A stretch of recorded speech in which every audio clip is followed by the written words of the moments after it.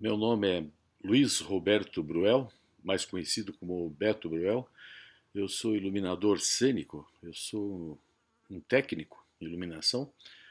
Eu nasci dia 12 de maio de 1950, na cidade da Lapa. Me criei em Guarapuava. Com certeza, os filmes Technicolor que passavam no Cine Guará me ajudaram muito na minha formação. Eu fiquei em Guarapuava até 1965, quando mudei para Curitiba. Então, eu moro em Curitiba desde 1965. Em 1971, eu estudava no Colégio Estadual. O Colégio Estadual promovia o Festival Nacional de Arte Colegial. E meus amigos, minha turma, resolveram montar uma peça de teatro. Nessa época eu trabalhava no cartório, no sétimo tabelião de dia, estudava à noite. E eu fiz parte dessa peça, mas não tinha uma coisa muito definida no grupo. E quando nós chegamos no Teatro Guaíra, né, o festival era apresentado no Teatro Guaíra, o Aristides Becker, que era um iluminador do Guaíra, um eletricista do Guaíra, perguntou quem que ia fazer a luz. E eu me propus fazer a luz. Eu fui fazer a luz. A peça chamava-se O Pobre Diabo, era texto e direção do Álvaro Alves Taveira, e a partir desse dia, realmente eu descobri um admirável mundo novo. Em 72 eu participei do Festival Nacional de Arte Colegial, ainda com uma peça chamada Do Ventre de Maria Virgem, direção do Lutero Renato de Almeida. E em 1973, o Manuel Carlos Caran, diretor do Grupo Margem, alugou o Teatro de Bolso, na antiga praça, ali na Praça Rui Barbosa. O Teatro de Bolso ficava na frente do quartel, existia um quartel ali, um quartel grande. O Teatro de Bolso era parecido com o mini auditório, só que com o primeiro balcão. Ele tinha, eu acho que 60 lugares embaixo e 40 em cima. Era um teatro bem pequeno, o palco era parecido com o mini auditório. E eu entrei no Grupo Margem, era um teatro estritamente experimental, o que foi fundamental para o meu aprendizado, né? O Grupo Margem era teatro experimental, o Caran dirigia, o Craig dirigiu, o Zé Maria dirigiu peça, o Dante Mendonça dirigiu, e eu trabalhava com 9 refletores. E uma coisa interessante do Margem, né, é que quase toda a classe teatral de Curitiba assistia às nossas peças. Inclusive o Gemba, que era o diretor de grandes espetáculos, né, com 30 atores, música ao vivo. Em 1974, o Gemba montou Mahasadi. E nós ficamos no Teatro Bolso de 73 e 74. Depois, o Teatro Paiol foi fundado em 1972. O Teatro Paiol, quando foi fundado, ele tinha 22 refletores Fontamac de 500 watts. O Paiol, aquela arena, né, então ela tinha uma estrutura, 22 refletores de Fontamac de 500 watts. Nós ficamos no Teatro de Bolso com o Grupo Margem de 73 e 74. Depois passamos a fazer as nossas peças no Teatro Paiol, que na época era muito usado para teatro. Então, voltando ao Gemba, né, o Gemba me convidou para fazer o Mahasadi. E eu fiquei apavorado, né? Imagina, o Guairinha era, né, com 30 refletores, e ele convidou Solda também, que era do Grupo Margem, para fazer o cartaz. E daí, num determinado dia lá do ensaio, eu e o Solda fomos num bar ali perto do Guaíra para conversar com o Gemba. E começamos a tomar cerveja. A ideia, o nosso cachê começou com 3, de repente estava em 100. Na verdade, eu não queria fazer, eu não tinha coragem de fazer a peça, né? Não sabia como, imagine. É, fui lá, de repente, entrei lá no ensaio, o Gemba estava sentado ali, eu cheguei, sentei do lado do Gemba e falei, Gemba, é o seguinte, eu quero fazer a peça, mas meu cachê é 100. Ele falou, tá bom, volta amanhã. E aí começou a minha carreira. Eu saí de 9 refletores para 30. Nessa época, em 1974, o Guairinha tinha 12 refletores Fontamac de 1000 watts e 18 de 500 watts. E tinha as gambiarras também, que são aquelas ripas de madeira, com uma lâmpada vermelha, uma verde, uma azul e uma laranja. Então você tinha, né, tinha várias, 3, 4 varas dessas, que ajudava muito no geral colorido, iluminava o teatro inteiro. Alguns anos ainda ficou no Guairinha isso.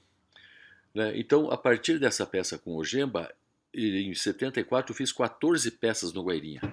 Daí eu trabalhei de novo com o José Maria Santos, com o Kreider, com quase todos os diretores. E como que o meu aprendizado, minhas referências, minhas inspirações, eu aprendi praticamente sozinho, né? Realmente, naquela época não tinha. Hoje em dia a FAP tem o curso de iluminação, você entra na internet, tem tudo que se imagina, né? Tudo que você quer está ali. Então, o meu aprendizado, e eu tenho pensado muito, realmente eu acho que eu aprendi muito com os diretores, né? Na minha carreira, eu trabalhei com 108 diretores. E cada diretor tem a sua ideia, a sua estética sobre o que ele quer falar. e fatalmente você acaba aprendendo muito com ele, em termos de cenografia, em termos de figurino. Ele vai conversando com as pessoas e você vai captando o que ele quer. Na verdade, está escrito lá, é peça de Horaci Gemba, com a luz do Beto. Então eu tenho que tentar descobrir o que ele quer. E nisso, pelo menos durante a minha carreira, eu fui aprendendo a fazer luz com os diretores. E Curitiba, nesse ponto, ela é muito privilegiada em termos de todos os diretores, que nem nós tivemos aqui o Caran, que foi fundamental na minha carreira, o Craide, o Gemba, o Zé Maria, o Lutero Renato de Almeida, o Ed Franciosi, a Eloá Teixeira, Maurício Távora, a Lala Schneider, que além de uma grande atriz, era uma grande diretora, a Lilian Fleury, a Fátima Ortiz, Dudu Barreto Leite, a Silvia Monteiro, Letícia Guimarães, a Ana Rosa, atualmente com o grupo Avelola, a Carolina Meiners, a Maíra Lur, a minha sobrinha que está aí despontando, Eduardo Ramos, Edson Bueno, meu grande parceiro, Mauro Zanata, Luiz Fiani, Ailton Silva, Chico Nogueira, Márcio Matana, Márcio Abreu, Felipe Rich. Hoje em dia o Felipe Rich é um diretor nacional, internacional, e com certeza fizemos mais de 50 trabalhos junto. Edson Bueno tem mais de 50, fiz mais de 50 peças com ele. E com certeza esses diretores e mais tantos outros, eu aprendi muito com eles. E eu, dentro disso, desenvolvi também a minha maneira de fazer a luz. Então eu acho foram fundamentais e são fundamentais em mudar a estética do fazer teatro. Se você pegar o teatro de 1971 e hoje em dia, nossa, é um salto tremendo, né? Nós saímos do teatro de gabinete ali que tinha, né, nos anos 60, 70, com essa quebra, né? O próprio Marrassado do Edson do Gemba, que o Guairinha tinha fosso de orquestra ali, né? O palco do Guairinha tinha um fosso de orquestra. O Ronaldo Leão, que foi o cenógrafo do Marrassado, foi a primeira vez que ele fechou, né? Fechou e o palco era inclinado assim, né? Inclinado com uma rampa. Então, e nunca mais abriram, né? Então ali, então em vez de 70 até 74, o Guairinha foi inaugurado em 54, até 74 o Guairinha tinha fosso de orquestra. Então você assistia a peça aqui, estava lá a encenação. Em 74, quando fechou, nunca mais virou aquele proscênio virou palco, né? As obras, produtos e projetos, eu acho que isso é ao longo, né? Então você veja, são 51 anos de iluminação. Eu acho que eu fiz várias peças, várias referências, né, do teatro paranaense. Você pega As Bruxas de Salem, do Marcelo Marchioro, o Espírito, do Edson Bueno, a Árvore dos Mamolengos, a produção do Lutero, o Cão Vadio, agora o Manaós da Avelola, sabe? Então eu acho que a obra está aí dentro desse universo, que é uma coisa interessante, né? O Varli Ribeiro era funcionário do Teatro Guaíra.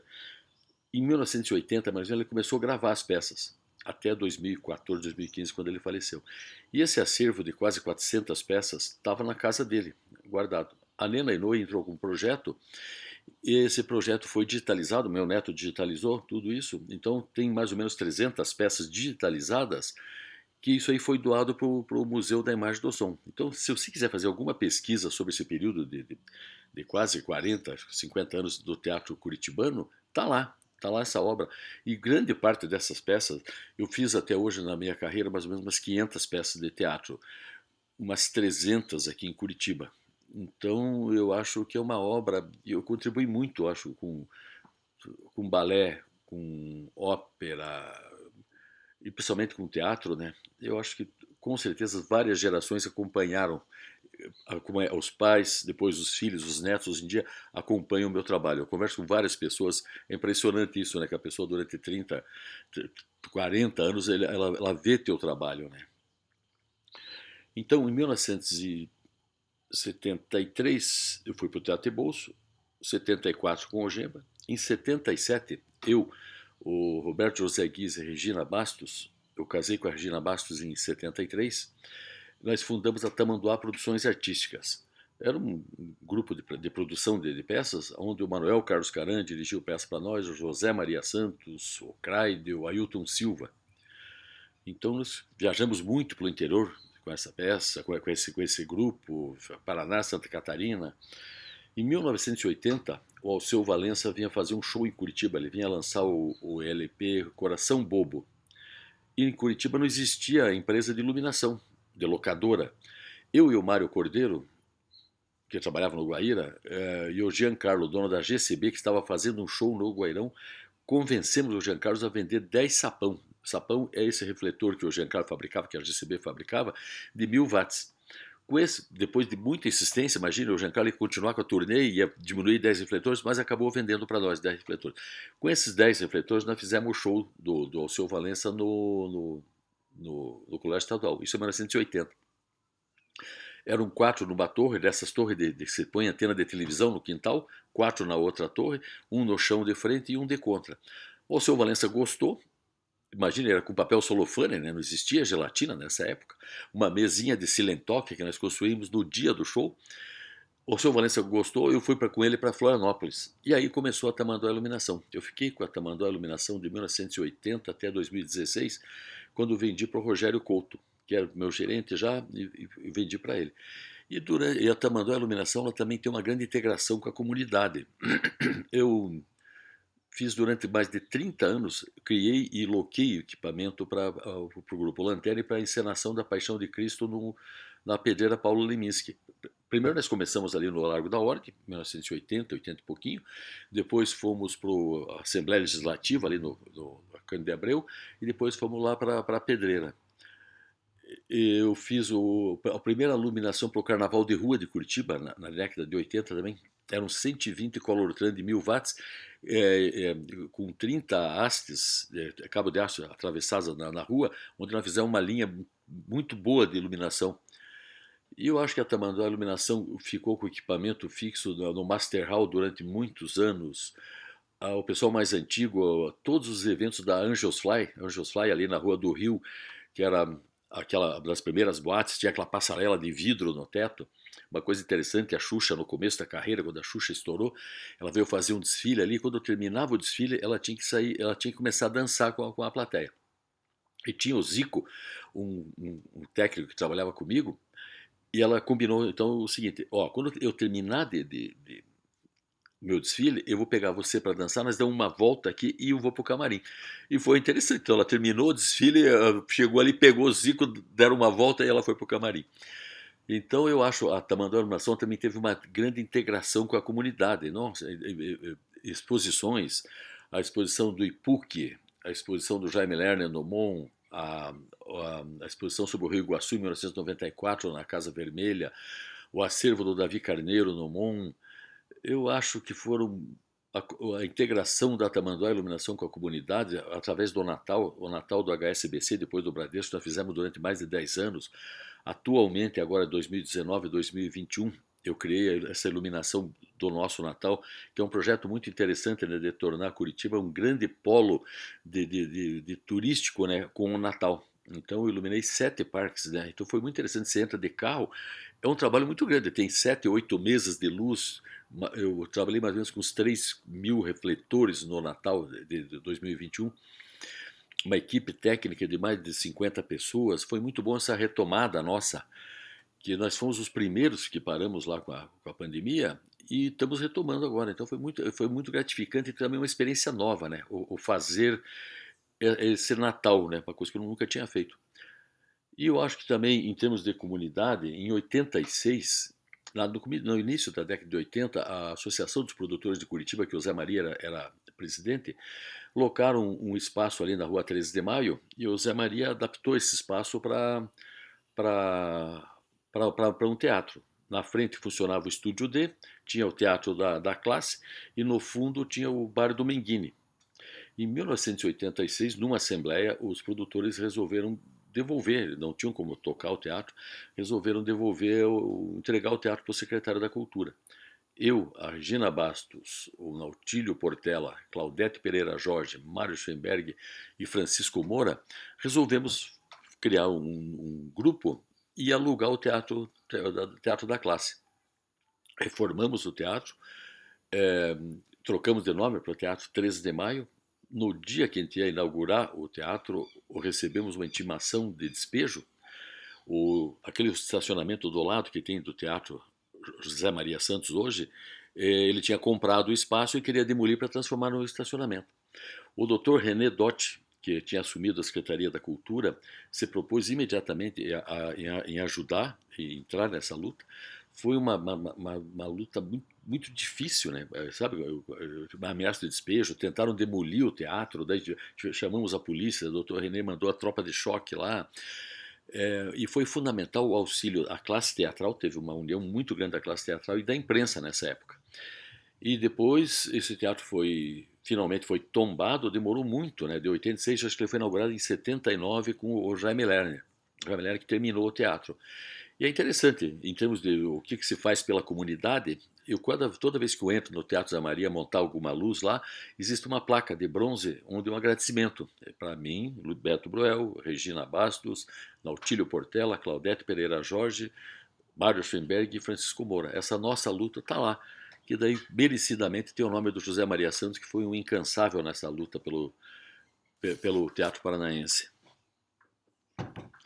As principais experiências, nossa, é impressionante. Eu acho que tanto no teatro como no balé, e depois fora de Curitiba, aqui, né, quando o Felipe, do ano 2000, montou a Som e Fúria, é interessante, o Felipe montou a Vida é Cheia de Som e Fúria no Fringe. Fringe é uma mostra paralela do Festival de Teatro, no Teatro Zé Maria Santos, e essa peça explodiu. Como é interessante, uma peça de teatro mudar a vida das pessoas. Hoje em dia o Felipe mora em São Paulo, o Guilherme Weber mora no Rio, a Érica mora no Rio, que eram os sócios da Sutil Companhia de Teatro. Eu continuo morando em Curitiba, mas a partir daí eu trabalho muito fora de Curitiba, né? Então é muito interessante como uma peça de teatro muda a vida das pessoas. Então eu acho que dessas experiências eu tenho um interessante. Eu fiz o show do Roberto Carlos e do Caetano nos 50 anos da Bossa Nova, que o Felipe dirigiu junto com a Monique Gardenberg. Foi uma experiência muito interessante, né? Ter esse lado, que o Roberto Carlos até hoje teve 2 iluminadores só, né? Agora está com o terceiro. E eu tive o prazer de fazer esse DVD com ele. Mas tem experiências, eu acho que dentro de tudo isso que eu fiz na minha carreira, somente ali na Tamanduá, no corporativo, eu fiz leilão de cavalo, desfile de cueca, avião descendo no aeroporto, iluminar o aeroporto, para comercial, até para velório. É impressionante, mas a minha grande amiga Lala Schneider, quando morreu, ela foi velada no Teatro Guaíra. O Aldo arrumou figurino, o Mozart arrumou cabelo, arrumaram maquiagem, né? E quando eu cheguei no velório, a luz estava muito ruim, não sabe, cheia de sombra. Eu chamei o Abel Soares, que era o chefe da iluminação do Guairinha, falei, Abel, nós precisamos dar um jeito nisso aqui, a Lala nunca vai me perdoar. E o Abel pegou os refletores, trouxe gelatina 61 para fazer a contraluz, o 09, que é o que para a pele, né, o pêssego, e lentamente, claro, imagina no meio de um velório com uma escada e fomos montando a luz e eu afinando discretamente, mas eu acho que com certeza a Lala gostou muito. Então eu acho que dentro da minha carreira, eu e Curitiba, nós temos uma grande parceria dentro de fazer o bem da comunidade, que a nossa profissão, eu como técnico de iluminação, e toda a nossa estrutura de teatro, todo o nosso grupo de teatro, nós proporcionamos o bem-estar durante algumas horas para as pessoas. E dentro disso é interessante também, em 1997, eu, Enéas Louri e Mário Schoenberg frequentava muito o Café do Teatro ali, que era do Uli. E um dia conversando com o Uli, eu perguntei, Uli, você não quer vender o Café do Teatro? Ele falou, eu quero. E coisa que nunca passou pela minha cabeça, eu falei, ó, estou interessado. Conversei com a minha irmã, Olga Bruel Marques, e compramos o Café do Teatro. E foi eu acho uma coisa muito interessante, né, o Café do Teatro dentro da comunidade teatral. Quantas centenas de peças que nasceram dentro do café, casamentos, as pessoas se conheceram no café, casamentos começaram, casamentos terminaram. Criamos o Prêmio do Café do Teatro junto com o Enéas e o Mário Schoenberg, que foi uma coisa muito interessante, né? Movimentou muito a classe. E eu tenho certeza, em relação à comunidade, eu acho que o Café do Teatro contribuiu muito. Eu fiquei até 2003, daí quando a Elisa, filha da Olga, a Elisa Brown Marques, assumiu, ela com o Rodrigo, meus sobrinhos. Então, eu acho, eu trabalhei então até 2019, eu continuava como iluminador, né? Daí já temos vendido a Tamanduá. Eu ia estrear em São Paulo a Língua Brasileira no Teatro Sesc Anchieta, direção do Felipe Hirsch.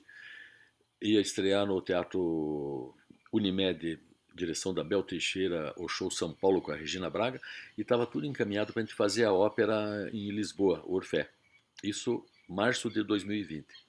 Chegou a pandemia, interrompemos, né, achando que a gente ia voltar 2 meses depois para o teatro. Né? Eu falei, isso aí é uma coisa, né? Então, o que passou? Passou 2020, estamos aqui em 2022, né? Eu vim para Curitiba, vim aqui para São Luís do Purunã, onde nós temos uma casa. Comecei a organizar meus arquivos e vi que eu tinha muito vídeo. Eu chamei meu neto, o Lourenço, falei, Lourenço, é o seguinte, me arranja um programa de edição de vídeo bem simples, que eu quero começar a mexer com isso. Comecei a editar vídeo e comecei a postar no Instagram. Então, se vocês forem no Instagram lá, Beto Broel, tem a história da mesa do Guairinha lá, eu com a Fernanda Montenegro, que é por incrível que pareça, o Fernando Torres que vendeu aquela mesa que está no Museu do Guairinha hoje em dia. Eu trabalhei então de 71 até 2002 com aquela mesa, que está ali, uma mesa de 12 canais, está no Instagram. Tem um show lá no Tuba Intimista, no Teatro do Craide, onde eu trabalhei com uma mesa de 48 canais. E durante a pandemia aprendi a editar vídeo durante a pandemia. Estou aqui em São Luís do Purunã, a Monique Gardenberg me liga e diz assim, Beto, eu tinha o Teatro Unimed em São Paulo, era um teatro muito novo, então eu tinha feito as 2 únicas peças que aconteceram no teatro, foi eu que fiz. Ela falou, nós vamos montar com o Luiz Miranda, aquele personagem que ele tem, a Madame Sheila, nós vamos montar 8 capítulos no Teatro Unimed. E como você conhece os ângulos do teatro, você não quer criar luz? Eu falei, mas e a pandemia? Ela falou, não, mas você cria a partir daí de São Luís do Purunã. Eu achava impossível, eu falei, não, não dá, não tem como. Daí combinamos, a Sara Salgado, que é minha assistente em São Paulo, ela começou a assistir os ensaios, me mandava as imagens, eu assistia direto pelo computador os ensaios, montamos a luz pelo celular, eu ia mostrando, fiz a planta, mandei para ela ia montando a luz, eu ia vendo, afinamos a luz e fizemos, acho que está no YouTube e está no Instagram, Luz na Pandemia.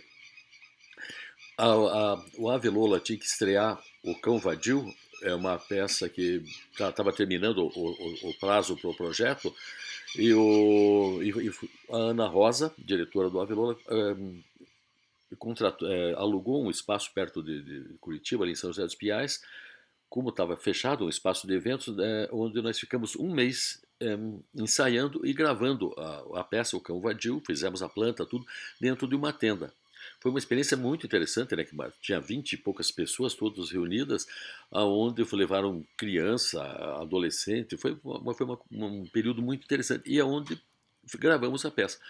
Quando foram prestar conta, o governo federal não aceitou o vídeo, não queria o vídeo, queria que fosse feito o presencial. Nesse espaço lá tinha uma barraca muito grande, de 300 metros quadrados. E com a parceria do Pequeno Príncipe que o Avelola tem, ali no Bacaxiri tem um espaço muito grande, foi montada essa tenda de 300 metros quadrados, 150 metros quadrados para a plateia e 150 metros para o palco, onde nós cumprimos uma temporada. Então foi uma experiência muito interessante, uma experiência nova também, no espaço que eu nunca tinha feito, numa tenda. Continua aqui em São Luís do Purunã, a Monique Gardenberg me liga e diz assim, Beto, nós vamos gravar o Esperando o Godot, com a direção da Monique e do Zé Celso no Teatro Oficina. O Teatro Oficina, você sabe, né, é uma rua dificílimo de fazer aquilo. Fizemos também, à distância. Então, uma coisa que eu jamais imaginei na vida hoje, então, eu acho que é possível você fazer uma peça daqui, a pessoa lá, lá em Londres. Chegando no final de 2021, do início de 2022, estreamos dia 7 de janeiro agora, de 2022, estreamos no Sesc Anchieta, o Língua Brasileira do Felipe, né, que era para ter estreado dia 25 de março de 2020. 2 anos depois, nós estreamos agora, dia 7. Dia 17 de janeiro de 2022, estreamos no Unimed o Show São Paulo, né, com a Regina Braga, direção da Bel Teixeira. E acabamos de voltar de Lisboa, onde estreamos a peça Orfé. Então foi muito interessante esses 2 períodos, os 3 projetos que estavam parados, fora os dezenas de peças e projetos que foram cancelados, né, 2020 e 2021, e esses 3 retomaram. Então esse início de 2022 foi muito interessante, que com exatamente as 3 peças que pararam lá, nós já fizemos. Então foi muito bom. E eu acho que nós estamos numa retomada. Quanto ao futuro, eu vou fazer já no Festival de Teatro de Curitiba, em março, abril de 2022, uma peça com o Edson Bueno, uma ópera rock com a Nena Inoue, um projeto novo com o Felipe para o segundo semestre, vou fazer 2 peças com a Regina Vogue, aqui em São Luís do Purunã eu estou iluminando a Casa Estrela, que vai ser o Museu do Tropeiro. Então eu acho que nós estamos voltando. Os primeiros que pararam, estamos voltando e estamos com um acúmulo, né, de trabalho, eu acho muito bom, eu acho muito bom e eu sou otimista.